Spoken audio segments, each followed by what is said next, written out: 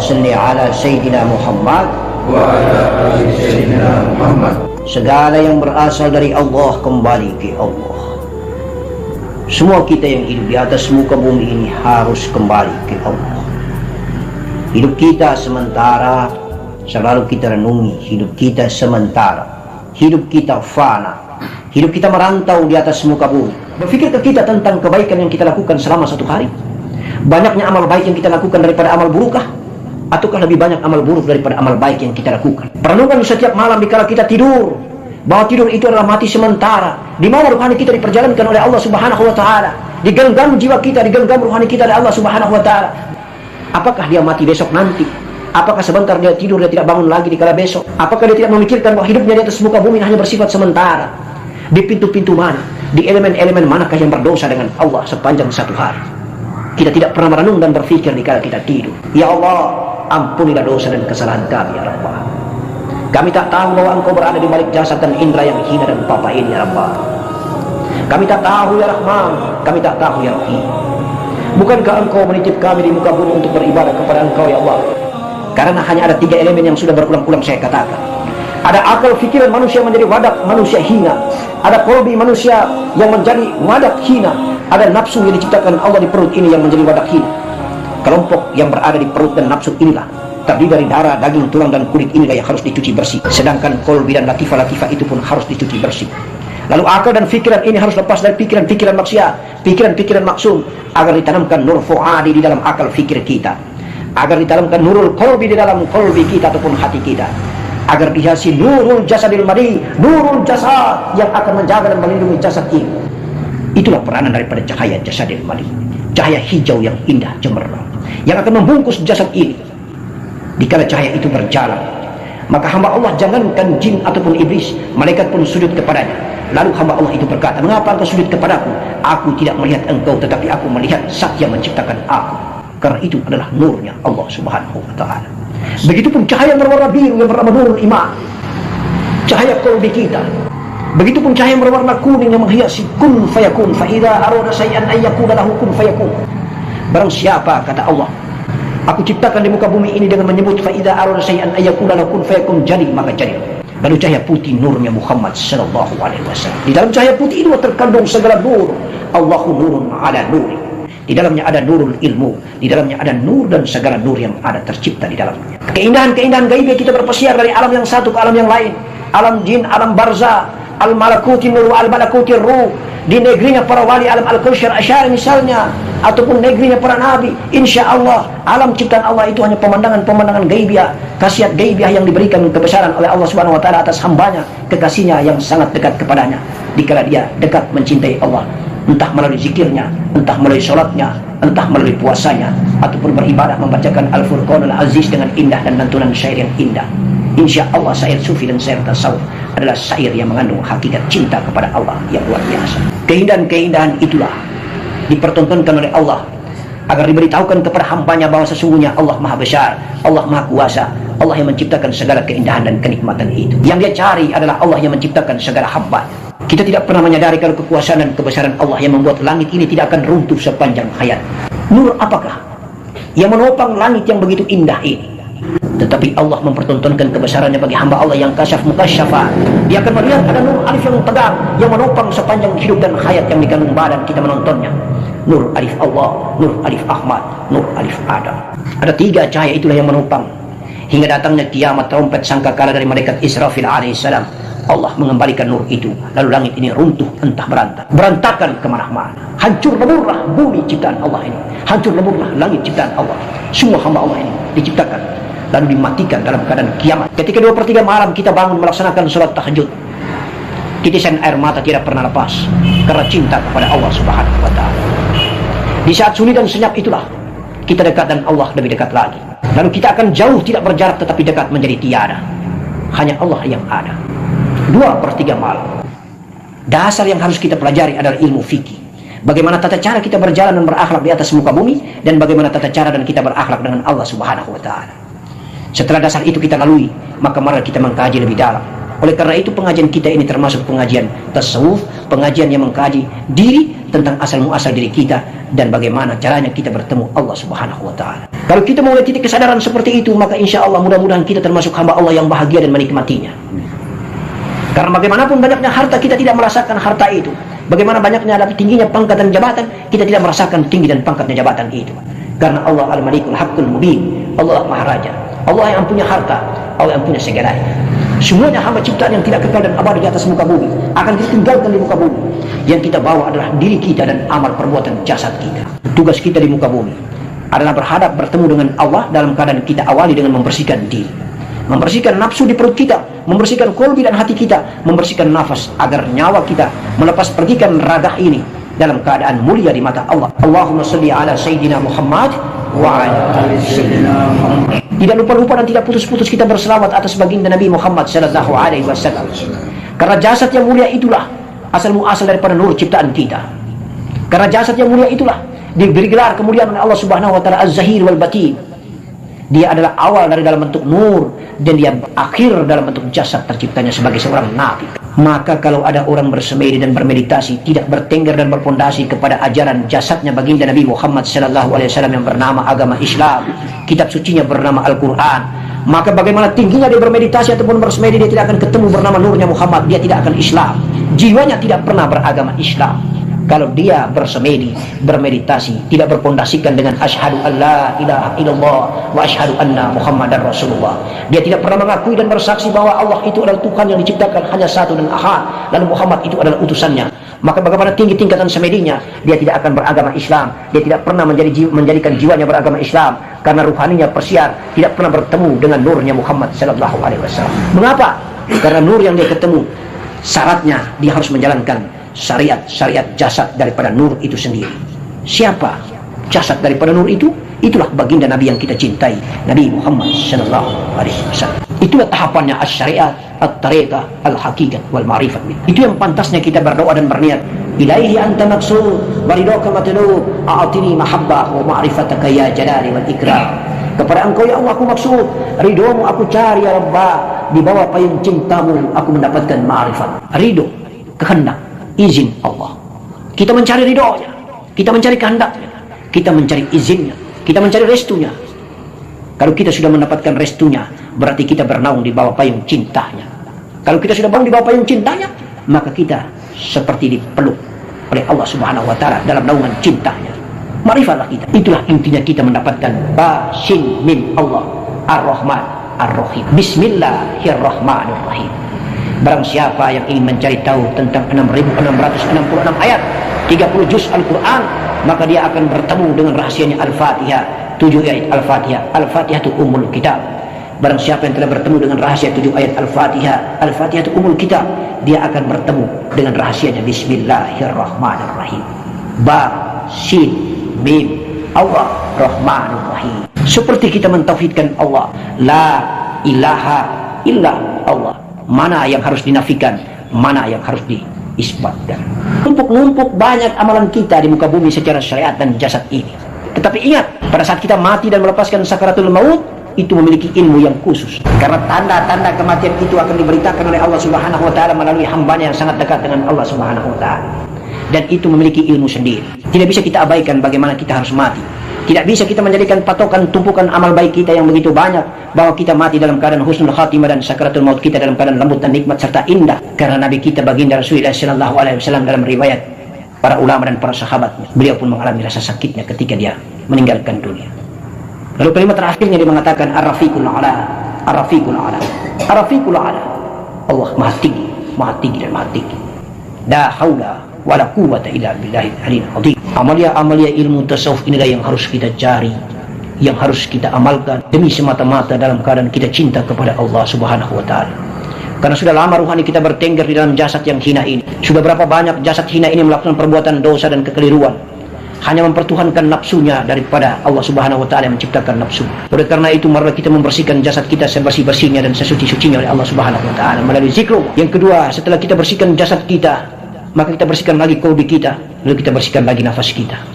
Tahapan-tahapan itu mari kita lalui. Kunci daripada jasad ini yang membuat nafsu adalah darah, daging, tulang dan kulit kita yang harus kita bersihkan dan sucikan. maka mudah-mudahan kita mendapatkan cahaya jasad itu. Lalu kita naikkan lagi makom kita untuk membersihkan kolbi kita.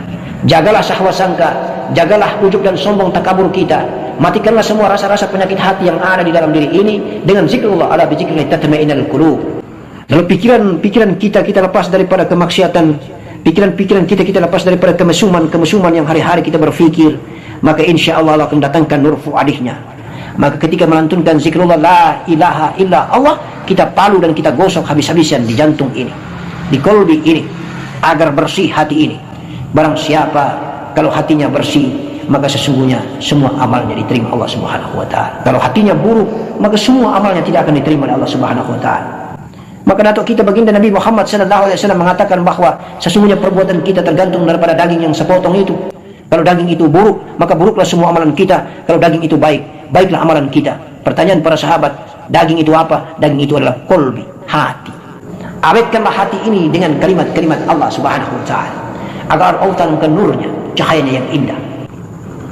Dengan kekuatan dahsyatnya, saking bersihnya jasad, saking bersihnya nafas, saking bersihnya, maka Allah dengan kekuatan ilahinya, dia membungkus, meliputi dengan totalitas, dengan otoriternya, dengan kehendak dan kekuasaannya, dengan kebesarannya. Semua elemen-elemen itu telah berada di dalam genggaman Allah Subhanahu wa taala.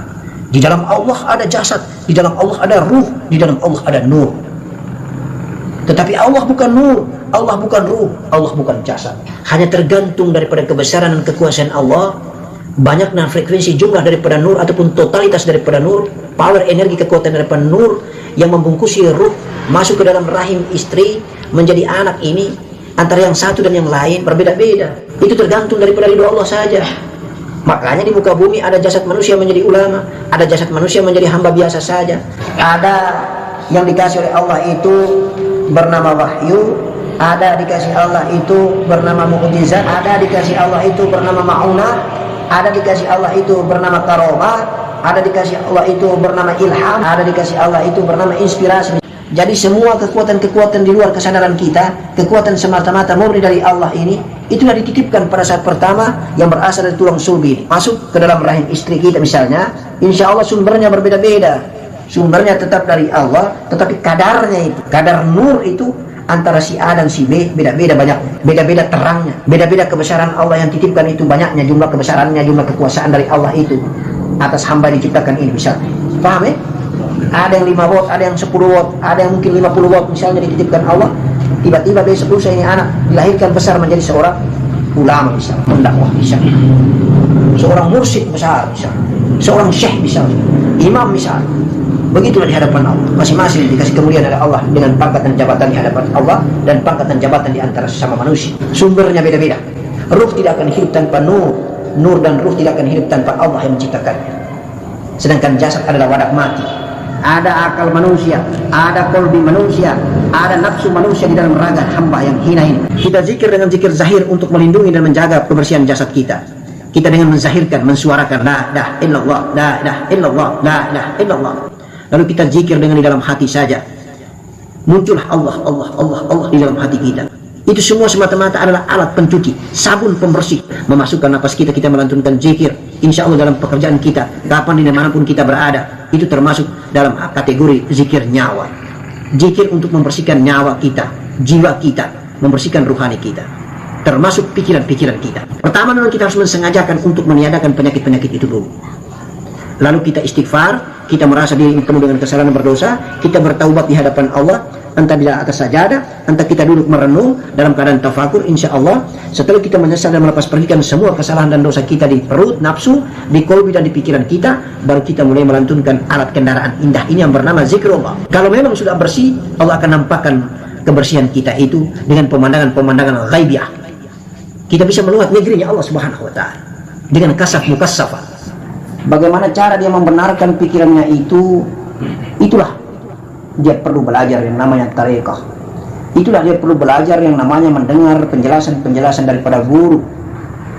Itulah dia perlu belajar dan bertanya, bagaimana caranya saya bisa membenarkan pikiranku bahwa sesungguhnya Allah itu dekat dengan urat leherku. Allah itu menciptakan kita manusia khususnya beda dengan golongan dari jin dan malaikat. Sementara manusia laqad khalaqnal insana fi ahsani taqwim, sesungguhnya tidak aku ciptakan manusia kecuali dalam bentuk yang sangat sempurna. Kenapa sempurna? Maksudnya adalah terdiri daripada akal, terdiri daripada nafsu, dan juga kolbi. Maka ada 3 elemen penting yang berada di kelompok manusia ini, golongan manusia ini ciptaan Allah, sehingga dia lebih sempurna daripada malaikat, dia sempurna daripada jin.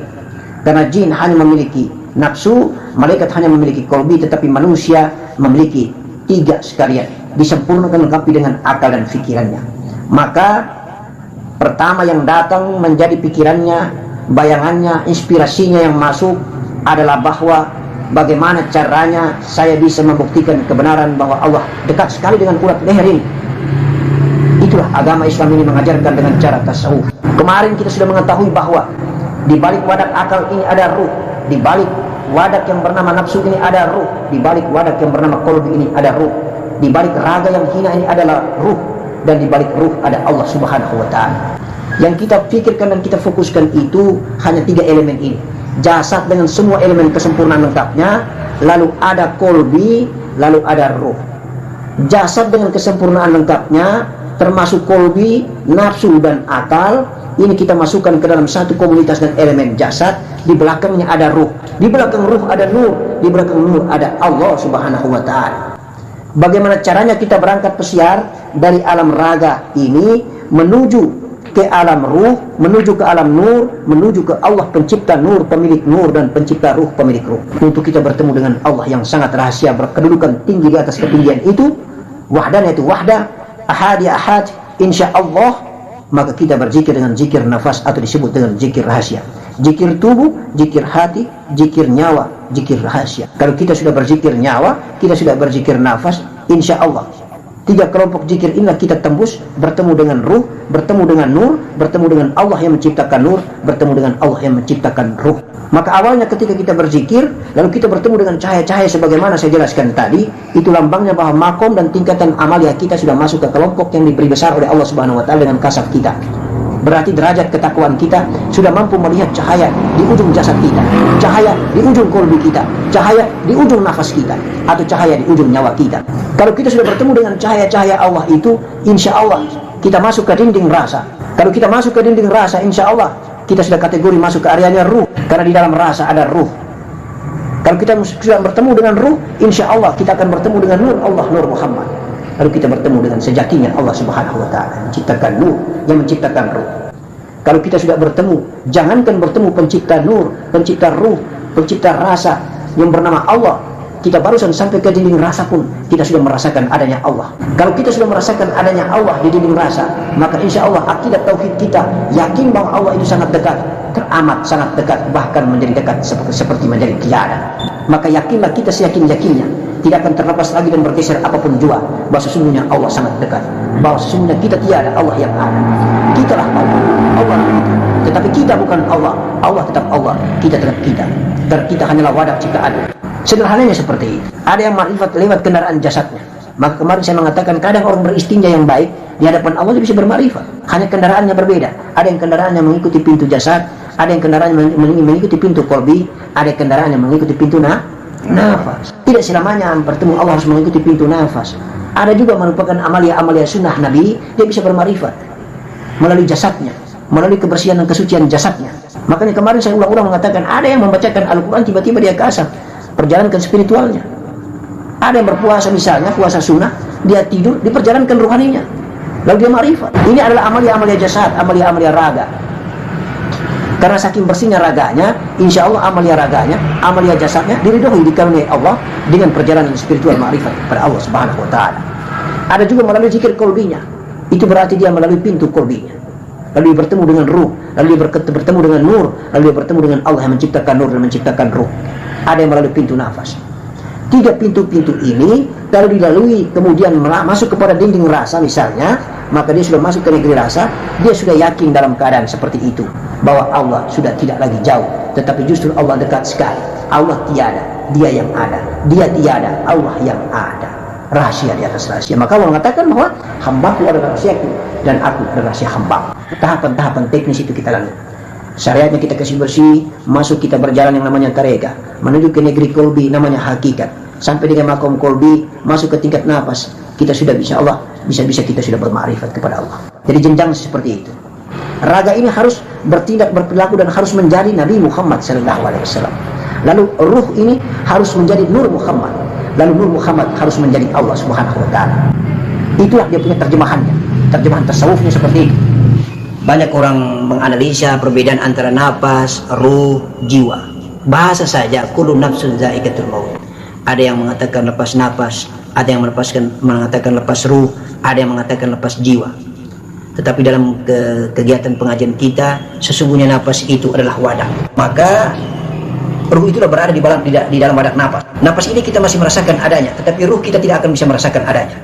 Maka nafas itu menjadi wadah daripada ruh. Tidak bisa kita katakan nafas itu adalah ruh. Nafas itu adalah kendaraan. Maka Allah mengatakan kepada baginda Rasulullah SAW, apabila orang bertanya kepada engkau wahai Muhammad tentang ruh, katakanlah bahwa ruh itu merupakan urusanku, kecuali aku berikan engkau ilmu hanya sedikit. Sedikit bagi pandangan Allah, tetapi banyak sekali ruh itu kalau kita kaji, kita merenung, kita berfikir, kita mencari tahu ilmunya.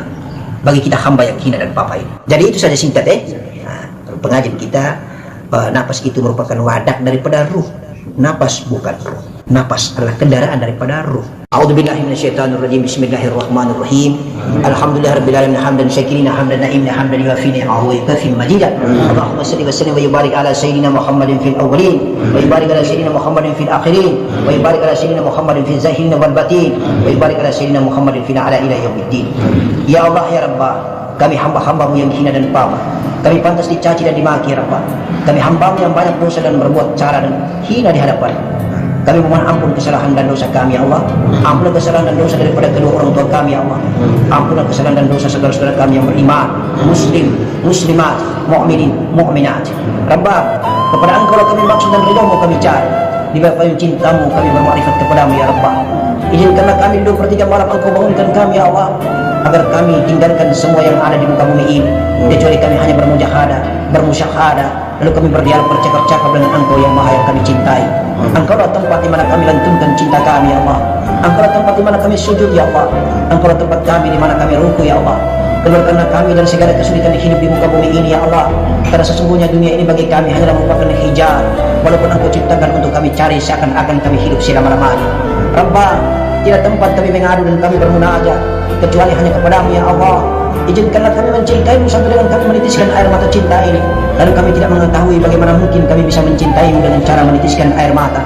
Karena air mata yang menitiskan dari titik mata ini, engkau juga yang menciptakan dan mengaduknya ya Allah. Engkau juga yang memberikan dan meridhoinya ya Allah. Sehingga air mata ini bukan menjadi air mata kesombongan ketika kami mencintaimu, tetapi air mata maunah dari dirimu ya Allah. Sebagaimana engkau padamkan air mata cinta ini di neraka jahim, maka padamkanlah neraka di tubuh kasar ini ya Allah. Padamkanlah neraka yang ada di kurbi ini ya Allah. Padamkanlah neraka yang ada di nafas ini ya Allah. Padamkanlah neraka yang ada di akal dan fikiran ini ya Rabbah. Agar kami menjadi hambamu yang tentu mencintai, mengasihi, menyayangimu, bermakrifat kepadamu ya Allah di dunia hingga sampai di akhirat nanti. La ilaha illallah Muhammadur Rasulullah sallallahu alaihi wasallam ajma'in. Ya Tuhan, tempat kami bersujud dan menyembah kecuali hanya kepada Engkau ya Allah, dan Muhammad baginda Nabi kami adalah merupakan utusan ya Allah. Datuk kami baginda Nabi Muhammad sallallahu alaihi wasallam ajma'in. Engkau hiasi dia dengan nurnya di atas nur. La ilaha illallah Muhammadur Rasulullah. Sebagaimana dia bersabda alamin nurillahi al-alamin qulub. Ya Allah, engkau tunaikan semua hajatan kami, kabulkanlah semua permintaan kami, agar kami menjadi hamba yang minta ampun selama-lamanya, untuk tidak lagi berbuat apa yang kesalahan dan dosa di atas muka bumi ini. Amin ya rabbal alamin. Wabillahi taufiq wal hidayah. Assalamualaikum warahmatullahi wabarakatuh. Allahumma shalli ala sayyidina Muhammad